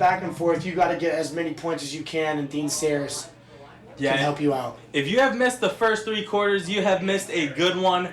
In the first quarter, BW was down 14-0, and then at the end of the halftime, by a great play by Reese Walmer, who has been replacing Keegan Armitage this game, they got a last-second touchdown to make it 14-14, and then now both of these teams are scrapping back and forth, trading blow for blow, and now BW has the lead, and it is 24-21 with a fresh fourth quarter to start. And now here's the kick. The kick was fair, caught in the end zone. That is going to be Marietta starting at the 25-yard line for Marietta. And there's a jacket down right now. That is number 19, Jordan Smith. He has made great plays so far for this team, and it looks like that he just tripped and kind of knocked the wind out of himself. But he's walking out right now, and that is not a good sign. Quick to get up to his feet right there, Jordan Smith. I think, as you said, you were right. He just got the wind knocked out of him for a little bit. Kid's been playing.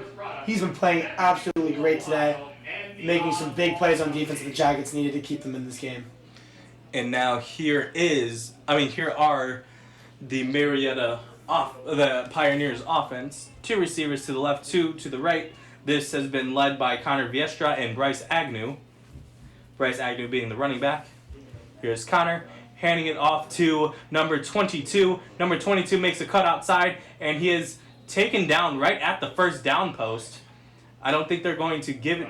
They might not give it to him. They might give him 9. In which it looks like they do. No, they give him 8. And that was a good run by number 22, which is Dawson Snyder from wide receiver, just did an end around.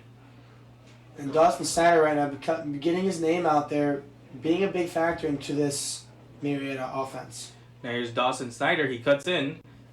And now here's Connor Diersta with the offense. He looks right, throws right, back to Dawson. Dawson. And Dawson falls for the first down after the catch.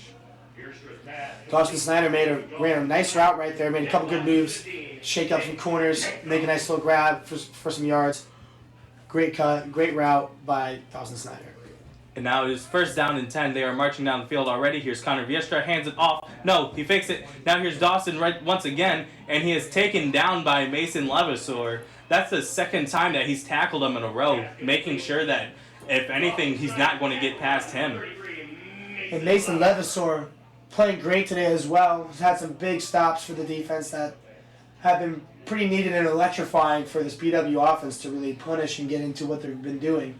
Now it's second down and 5 on Marietta's own 47-yard line. Connor Diersta and his offense are orchestrating a passing drive when they usually do running.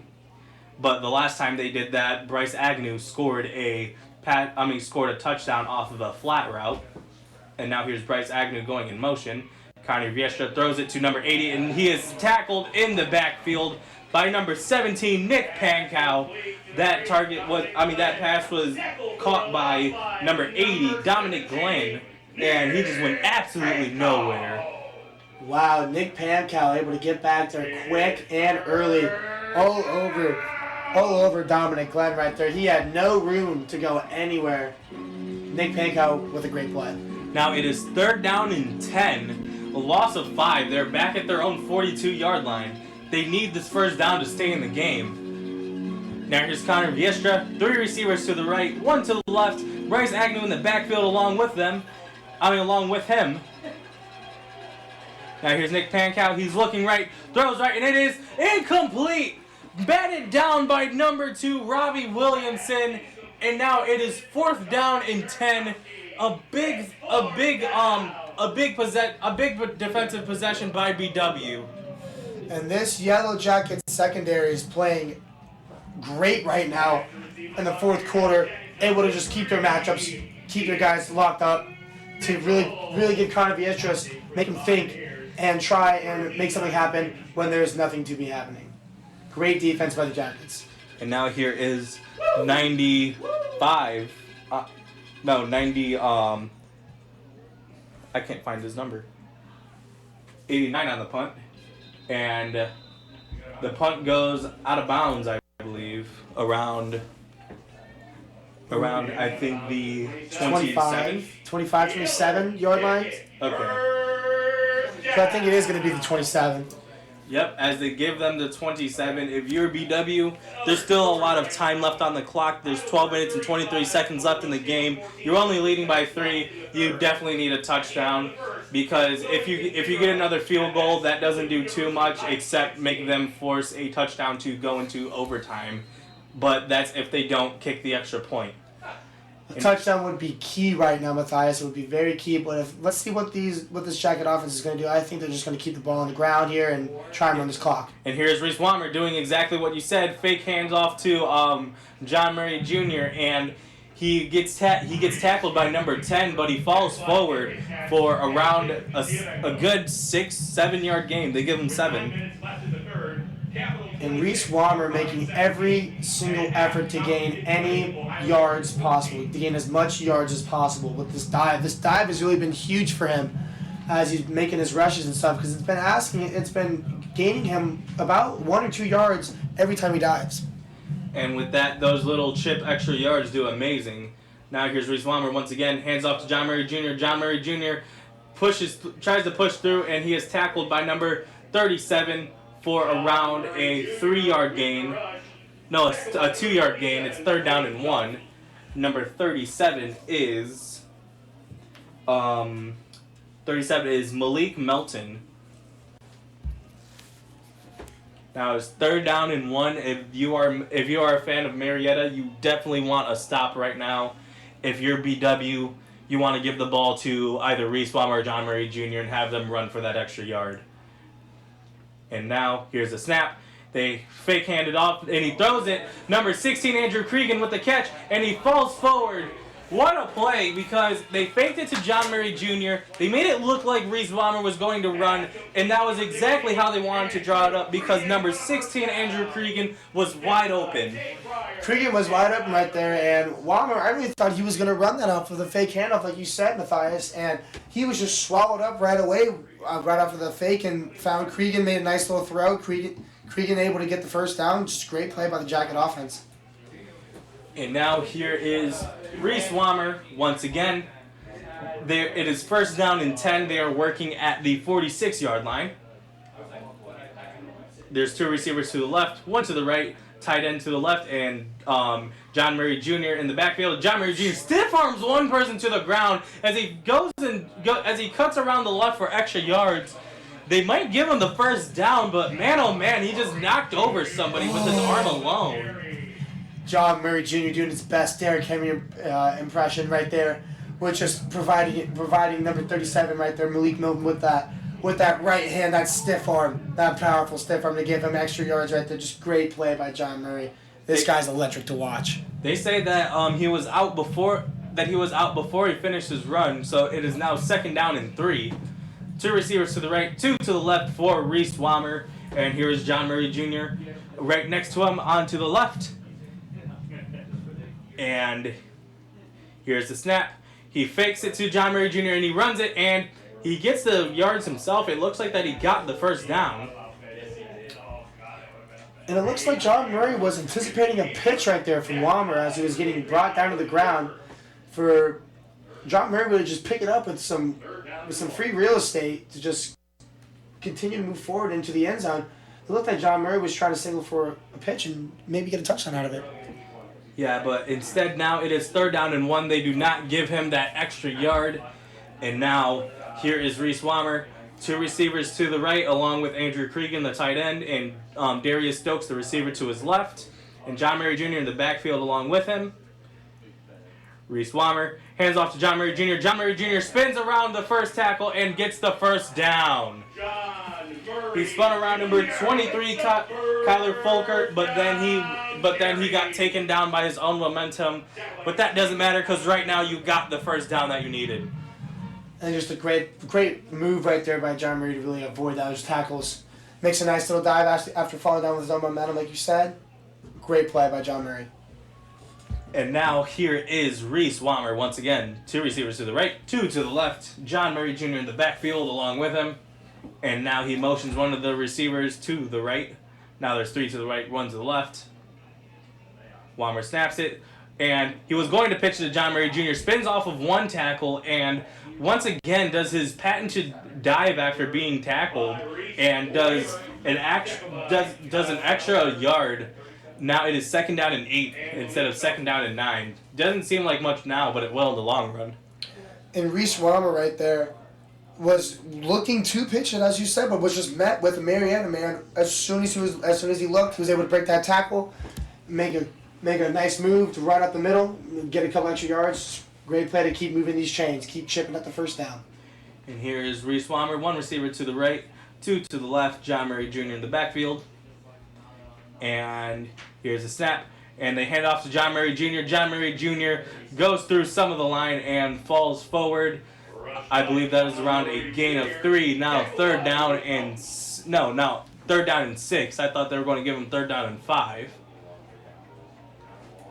And now with 6 yards to go, there is 7 minutes left on the clock. If you are a fan of Marietta, you want them to not get this first down because right now it's 21-24. You're down. Marietta is down 3, and they definitely need to stop right now. You're absolutely right, Matthias. This is a big play for Yellowjacket offense right now. Here is BW's offense, and they fake handoff. He was going to throw it, but it definitely hit 51, who just patted down Drake Newberger. Drake Newberger making a great move to get around his offensive lineman to really meet Reese Walmer right in the face and bat that ball down. It was a great play. Reese Walmer just didn't see him coming. And literally right in his face. Like there was nowhere for him to go. He jumped. If he tried to fake it, he was still there. And here's the kick by Dean Saris. And fair catch around the 7-yard line. They didn't call a flag on it? I believe that people are arguing that there was a flag that was actually kicked by, 38, Dean Saris, my bad. But now Marietta is going to be working at their own their own 8-yard line. So if you are BW's defense, you definitely need a stop right now. Or if you get a stop, this will be huge and might seal the game. Maybe a fumble or an interception especially. Or even a safety if they can get back there in time, which would be just what you want if you're a Yellowjacket fan. Here's Connor Diersta as he hands it off to Bryce Agnew, and Bryce Agnew goes nowhere. Maybe a yard at most, but he was met by 2 Yellowjackets immediately, one of them being number 33, Mason Levasseur. And number 98 right there, Devin Slocum, really was just there to help with Mason Levasseur to just bring down Bryce Agnew. And when you got Bryce Agnew running up the middle, as hard as he runs, you need about 1 to 2 people to really slow him down and bring him down to the ground. Or 1 to 2 big hits at least. Exactly. Great play by Yellowjacket defense. And now here's Connor Diersta. 3 receivers to the left. He looks left to throw. He throws left to Bryce Agnew, and he breaks through 1 tackle. And Ian Mitchell made sure he went nowhere else. Went for the legs instead of trying to tackle his body, and makes him make sure that he doesn't get the first down. Now it's 3rd down and 2. And they go back to that. They go right back to that bubble play for Bryce Agnew, and it proves to be working because Bryce Agnew just made a great move right there to really trip up Nick Pankow and get extra yards. This guy is Marietta's offense. And now here's Connor Diersta. Is 3rd down and 2. And now he hands it off to Bryce Agnew. Bryce Agnew has a hole. Now he's at the 20. He breaks through 1 tackle and then gets out of bounds. He stiff arms number 23. That is Sam Severino from BW. And now they're at the 30-yard line. Their own 30-yard line. And Bryce Agnew he as well is turning into Derrick Henry with a nice stiff arm right there on number 23, Nico St. Clair, and just really looks down at him after celebrating. Great run by Bryce Agnew. And here is Connor Diersta. He gives it to Bryce Agnew once again, and Bryce Agnew gets shoestring. No, he fights for extra yards, and he was still tackled in the backfield. There were 3 Yellowjackets along with Nick Pankow. It was number 10, Sekou Amani, and then finally Ian Mitchell, number 3, to bring him down. Now it's 2nd down and 12. Like I said, when Bryce Agnew gets moving, it's hard to stop him. And with Nick Pankow grabbing him by the feet right there, giving Sekou Amani and Ian Mitchell the chance to bring him down, it's just a great play by Nick Pankow. And now here is Connor Diersta once again. 2nd down and 12 on their own 27-yard line. Snaps the ball. Now he's looking left to throw. Looks right, throws right. And who else? Bryce Agnew gets the ball. And now they're in single-digit numbers left with a great gain. Now 3rd down and 5. 7-yard gain on that pass. When in doubt, give the ball to over-reliable Bryce Agnew. He'll give you some yards, and he does. Great play by Bryce Agnew. And if you're BW, you have to start looking at Bryce Agnew and say, look, we're not going to lose to you. Anyone but you. And now it is 3rd down and 5. And here is Connor Diersta. 3 receivers to the right. He looks right. He throws right. And it is batted down. It is batted down by number 10. That is Sekou Amani. A little bit of extracurricular activity. Sekou Amani looked at number 78, David Bush, and said, look, you thought you could hold me, but you're wrong. And Sekou Amani getting the arms up, those long arms of his up in the air, blocking that pass down by Connor Diersta. Just great hustle and great heart by Sekou Amani to really stay on the play. Just great play for the Jacket defense. It's just what you want. And now it's 4th down and 4. This is going to be the biggest play of the game. 3 minutes and 23 seconds left. And now here's Connor Diersta. He looks right, throws right, and it is caught, and he runs, and it looks like he might get the first down, and they say he got it. Wow. Now it is first down and 10 with 3 minutes and 15 seconds left on the game. They're Marietta's at their own 40-yard line. They hike it, hand it off, no, fake handoff, throw it, and now he gets taken down in the backfield. Number 32, what a play. Dylan O'Donoghue with the tackle in the backfield. Wow, Dylan O'Donoghue slipping a block early to get back there and meet number 81. McGuire Morris in the backfield. Great play by Dylan O'Donoghue. Dylan O'Donoghue coming up huge. What he was mad that they were not able to prevent that first down, but now they're looking at second down and 13, and there's only 2 minutes and 36 seconds left on the game clock. Here's Connor Viestra, 2 receivers to the right, 1 to the left, and he hikes it, looks left, and he throws in the middle, and he is taken down immediately by number 30. That is none other than Vontae Jackson. But the ball was caught, so now it's third down and 9. And that's a great catch by Dawson Snyder. He knew that Vontae Jackson was coming right behind him, and really just to stay focused and get the ball and bring it in to keep moving these chains is just a great play by Dawson Snyder. And there's no 2-minute warning in college football, so now it's 1 minute and 52 seconds left on the game clock. Third down and 9. And here's Connor Viestra, 3 receivers to the right, 1 to the left. He's looking to throw, and he's running, and he's still running. He gets out the pocket, and he is taken down by number 5, but he gets the first down. Marietta, every time it looks like they're going to finally fall, they fall forward and get the first down. Marietta just finding ways to stay in this football game. They're not going out without a fight, and they're here to prove it. Yeah, Marietta being 3-4 on the season, going against this 6-1 team, saying, "Hey, our record doesn't prove who we are." Here's Connor Viestra, fake hands off, throws it deep, one-on-one situation, and it is no good.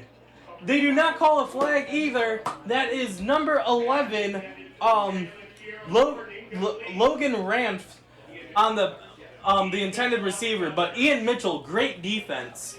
Now it is second down and 10. They are now at BW's 46-yard line. Ian Mitchell is really proving his presence on the field as he is all over the place. Offense, defense, special teams. The man can do it all, and he is playing great coverage right now for this Jacket defense. Now here's a minute 19 seconds left. They need 46. Marietta needs 46 yards to score. Here's Connor Viestra. He is looking right, steps up in the pocket, and he is being taken down by number 10, none other than Sekou Imani. Wow.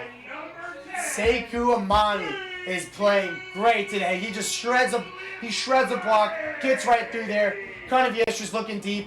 You know where he's going. What a sack by Sekou Imani. That's just what you need right now. That momentum swinger, that momentum killer for this Marietta offense. And that was not only Sekou Imani, but it was such a big play. The crowd got so hyped that they needed to call a timeout. We're going to keep it here because I think that there's just too much momentum going on to send you guys to break. There's only a minute and 11 left in this game, and Marietta is looking at now their own 46-yard line to score a touchdown. This has been an insane game, back and forth, through and through. Yeah, and just now that the defense is starting to tighten up and realize, like, hey, we got to keep us in this game right now. This game is falling on our shoulders, and they're taking this challenge, and they're taking it straight on. They're doing a great job with it right now, playing great defense, and this Marietta offense is always finding a way out of any punch that this Baldwin Wallace defense is throwing. And speaking of, like you said, third down, the last 2 times, 3rd down and 2, they got the first down. 3rd down and 9, they got the first down. Now it's 3rd down and 17. This is a crucial play. They need to get this first down. Here's Connor, 3 receivers to the left, 1 to the right. Bryce Agnew to his left, to his right in the backfield. Now he's looking left to throw. He steps up in the pocket. He's throwing left, and it is intercepted. No, it is incomplete by number 2. Robbie Williamson bats it down. He had both hands on the ball, but instead of completely sealing the game, that was still a great play by number 2 Robbie Williamson. Wow. That was a crucial play for them. That was so big for that Baldwin Wallace defense. Robbie Williamson upset himself a little bit because that ball just slips through his fingers, and that Marietta receiver able to bat it down as well. And now BW is calling a timeout. And now the whole team is just talking to Robbie Williamson, being like, "Hey, that you could have ended the game, but look at this. You didn't give them the game. That was a great play that you did either way. Just because you didn't catch it doesn't mean that it wasn't a great play." And so far, if you are Marietta, this is 4th down and 7, 1:03 left to knock out a ranked team. What do you need to do to win? What you need to do to win is you got to give it to a reliable. You got to give it to the man who's been operating his defense head on from as soon as the first whistle has been blown, and that's Bryce Agnew. You got to find a way to get him open. You got to find a way to get him that space he needs to really run it into the end zone. And like you said, but Bryce Agnew is usually at running back position, but they have been doing flat routes with him. They have been having him as slot receiver. They have had him do everything for this offense, but now they just need they need more than one play, but they need a big play by hopefully Bryce Agnew out of this. And now here is Connor Diersta. 3 receivers to the left, 1 to the right, Bryce Agnew to his left in the backfield. Most likely the play for the game, 4th down and 17. He is talking to his line, telling them what to do, who to look out for. And here is Connor Diersta. He snaps the ball. He is rolling left. He is throwing, and he is taken down. He is sacked by number 83 for BW. Number 83, that is Caden Viancourt with the biggest play of the game. Wow, Caden Viancourt with a huge play right there to potentially end the game for the Yellowjackets. It also looked like Sekou Amani was also going to get back there as well to get on Connor Diersta. Diersta just had no idea what was going on, had no help from the offensive line.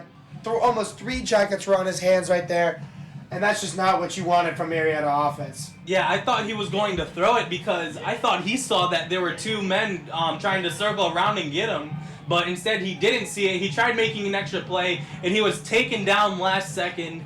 And with that, probably player of the game, Reese Walmer in victory formation, ready to take the snap. And with that, I believe that Marietta has no timeouts left either. So this is just running out the clock at this point. What a game! Wow. What an exciting game, both ways. What an exciting start to the game as well. Baldwin Wallace with just a couple turnovers right out of the gun. 2 turnovers that were big for Marietta to really provide them with that 14-0 lead they had in the first quarter. Yeah, they were down 14-0 in this game, and then they come back, tie it up right at halftime, and then they took the early lead. Marietta scored to tie it up, and then Dean Saris with the kick of the game, and with that's the second knee, and Marietta, or at least one of the Marietta players, said that they wanted to take a timeout because they still want at least one last chance for a turnover. But there's only 11 seconds left in the game, so even if you get a turnover, they're not in long snap situations, so there's not even going to be an opportunity for that. And a lot of banter going on between both sides. This game has been a very hard-fought, hard-nosed game of football. The players are very into it. Very competing game today, and Marietta starting to show some frustration. Yeah, and at least in the first half for me, I've called a lot of BW games this season. I have listened to a lot of BW games this season. It was probably one of their worst openings. In the first quarter, 2 turnovers by Keegan Armitage, one interception, but to be fair, it was batted in the air, and then 1 fumble from a sack. But the offense fought hard. They put in Reese Walmer, and then the coach, even when Reese Walmer threw an interception, The coach said, you know what, we're going to put our trust in you, and we're going to see what happens. And the coach understanding that mistakes happen, as that Reese Walmer interception really wasn't initially his fault. And now Reese Walmer, he handed what they did was they did a long snap, and they had Reese Walmer just sitting there, so they wouldn't have a chance to call a timeout because they had 2 timeouts left. So instead of just letting them take a knee and timeout, might as well just literally sit there, wait for them to tackle you, and then make them call the timeout. Yeah, and I like that play right there that Baldwin Wallace called, just letting Reese Walmer sit in that pocket, try and run that clock down. It's just a great idea to really secure this victory. You're up 3. You don't need to run the ball. You don't need to try and have that risk of a turnover. You just need to secure this victory. Yeah, and especially with that, I know some players are going to be. Some fans would be like, "Why not rub it in? You're already winning. Might as well just add an extra point." You do not want to do that because so much can happen in football, especially in a 3-point game. It usually doesn't happen, but it still does happen, and that's what miracles are for. And it looks like they're punting. Oh, it is 4th down. It is 4th down and 20. What you missed from the past 3 plays that we didn't call was that they just kneeled all 3 of them. And now it is 4th down and 20. Here is the punt. So there might be a miracle if they are able to return this. And here's the punt by... And there was a punt by Nick Cuppage. And then Nick Cuppage tried to make some extra moves. And then he was taken down.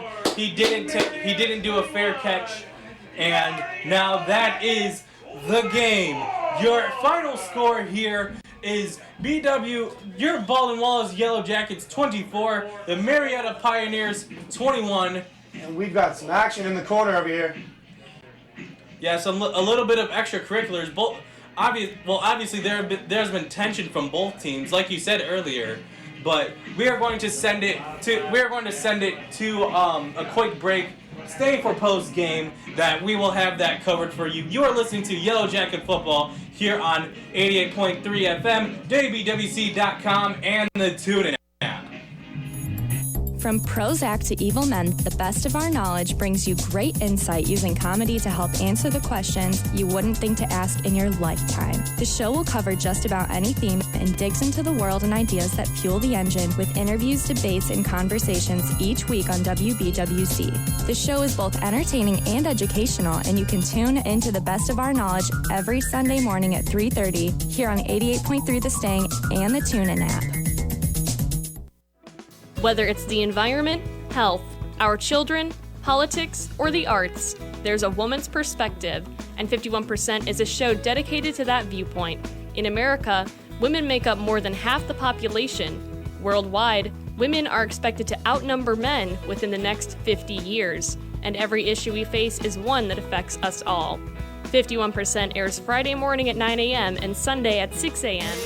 In Black America is a long-running program dedicated to all facets of the African American experience. Each week, host John L. Hanson Jr. interviews a variety of current and historical figures who make an impact on life in Black America. Stories from civil rights leaders, artists, and everything in between provide listeners with a unique perspective on the experiences African Americans face in their lifetime. New episodes of In Black America airs every Friday at 9:30 a.m. and Sundays at 6:30 a.m. here on 88.3 FM, The Sting.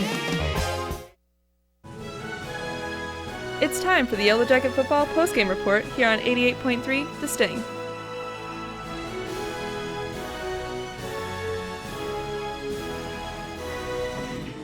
Welcome to the post-game show here at Trestle Stadium. The end score was your Baldwin Wallace Yellowjackets 24, and the Marietta Pioneers 14. I have you with the first half. Keaton has you with the second half. In the first half, we had a dogfight. Really, it was 14-14 at the end of the half. There was 2 interceptions by Baldwin Wallace. Two interceptions by Marietta. One of them was by Kyler Fulkert. The other one was by Caleb Boyd. And Caleb Boyd, he made an interception, and later on in the game, he did prevent a Reese Walmer touchdown. And unfortunately, on that play, he did get injured and had to be carted off. Our thoughts and prayers are with him and his family, making sure that he is going to be okay, because he did amazing today, only in the first half. Other than that, Connor Diersta was 8 for 11, 78 yards with a touchdown, while Keegan Armitage was 0 for 1, and the one pass he threw was an interception. And he had 2 attempts on a run, and that was -4 yards. But then Reese Walmer, out of the gate, just woke up and went 5 for 7, 17 yards and a touchdown. And he ran for 116 yards in the first half, and John Murray Jr. ran 82 yards in the second half. In the second quarter for a touchdown, and then that was 14-4. The end of the half was 14-14 by an amazing play by Reese Walmer. Keaton, second half. And right after the second half, right after kickoff, BW comes down, charges down the field with a nice touchdown and really set them off and start this drive. But then right after, Marietta responds with a touchdown of their own with a nice little screen pass from Bryce Agnew, who went down on a nice long catch on that screen pass. But then in the third quarter, Baldwin Wallace made a nice drive into the offensive end, but couldn't get it into the end zone. But decided to settle it between the uprights for a field goal as well, to really give them their first lead ever after coming back from being down 14-0. And then in the fourth quarter as well, it's just from then on out, Marietta just couldn't get the ball down the field. Baldwin Wallace back and forth as well. It was just punts. It was just punts and turnover and downs, as well as Marietta was just trying to get that ball in the end zone, and ended up being Baldwin Wallace a victory. And that was a great game. The player of the game, at least for me, had to be Reese Walmer.